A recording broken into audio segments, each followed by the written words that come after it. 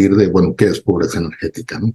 Yo, en este concepto de pobreza energética nace en Europa, nace específicamente en Inglaterra, a raíz de la primera crisis mundial del petróleo que ocurre en 1973 y sobre todo también la segunda crisis entre 1979 y 1981, en la cual, curiosamente, los países, como en este caso Inglaterra, al incrementarse el precio del petróleo, sube obviamente el precio del gas, de todos los combustibles, y no podían pagar el combustible para calentar sus viviendas. Por lo tanto, se empieza a producir un incremento significativo en el número de enfermedades y muertes por el frío. Enfermedades pulmonares, respiratorias, precisamente por el frío.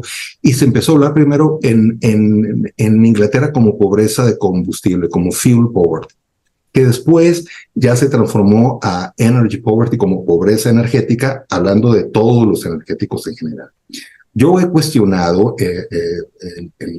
esta visión que se tiene de la pobreza energética, esta visión europea, porque creo que creo que hay un problema ontológico aquí muy serio, que comparan, es decir, no diferencian pobreza de pobreza energética.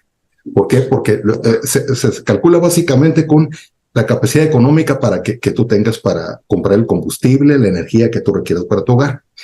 Sin embargo, yo hago esta pregunta y te la hago a ti y se la hago a tu auditorio también. Bueno, entonces, ¿en qué se diferencia pobreza de pobreza energética? ¿Verdad? Hay un problema ontológico serio, porque toda conceptualización e índices de pobreza hablan de que la pobreza es un fenómeno multidimensional, que es un fenómeno integral, sistémico.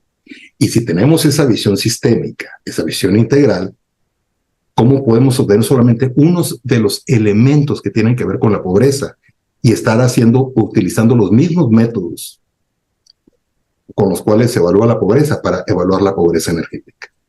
Entonces creo yo que la pobreza energética ha sido como un apéndice temático y metodológico de la pobreza. Yo conceptualizo de una manera diferente. Yo la he definido como la privación de los servicios que proporciona la energía, de los servicios energéticos, que se consideran mínimamente necesarios en un espacio y tiempo determinado. ¿Qué quiere decir en un espacio y tiempo determinado?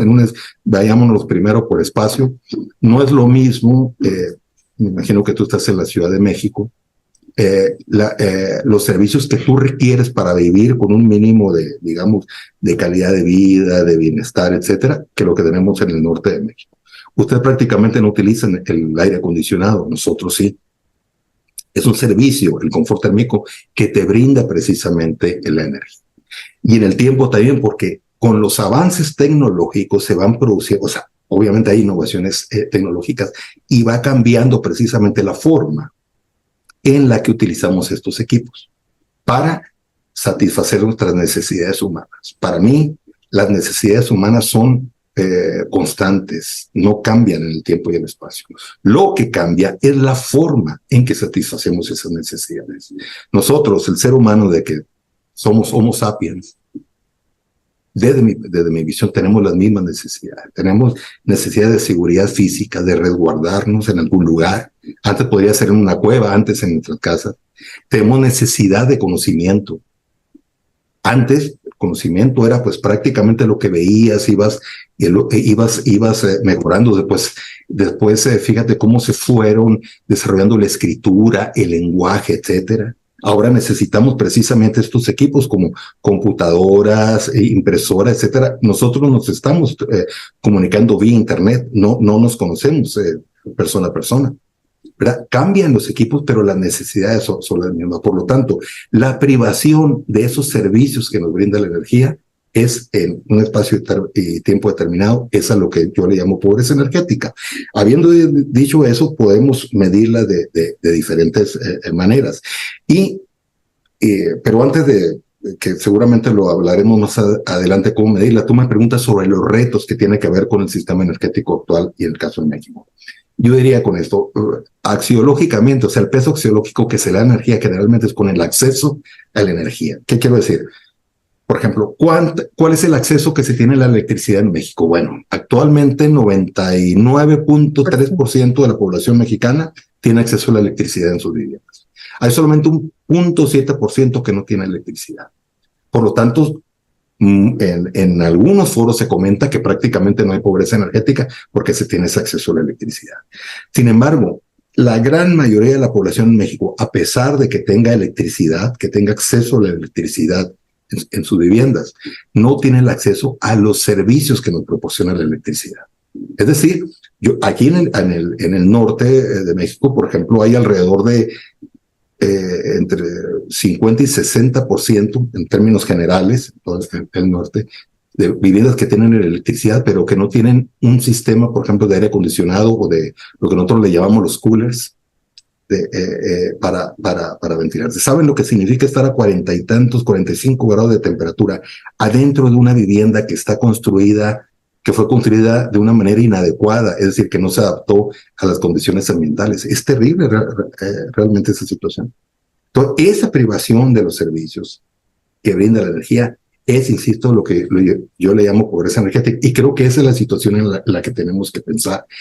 Más que pensar en el acceso a la electricidad, tenemos que pensar en el acceso a los servicios que nos brinda, no solamente la electricidad, sino la energía en general. ¿Y cómo estamos? Bueno, hay una proporción, si bien muy pequeña, que vive en una, digamos, situación de pobreza energética extrema. Entre el 3 y el 4% de la población no tiene prácticamente ningún servicio, a pesar de que la mayoría de ellos sí tengan electricidad. Sí hay alrededor de entre, yo te diría, Nacha, que en un 30% en una categorización que yo he hecho de pobreza energética extrema, fuerte y focalizada con algún tipo, digamos, de alguno de los servicios que es solamente uno que hace falta. Y el resto de la población vive con quizá en situación de pobreza energética. Por lo tanto, yo creo que ahí es precisamente donde tendríamos que enfocarnos para tratar pues de tener digamos, una sociedad mucho más equitativa, ¿no? Porque, insisto, la energía es fundamental, los servicios que nos brinda la energía para tener una calidad de vida mínimamente adecuada. Y también aquí subrayo esto, no estamos hablando de lujos, no estamos hablando de un consumo excesivo, no. Estamos hablando de lo que mínimamente puede ser adecuado para la vida.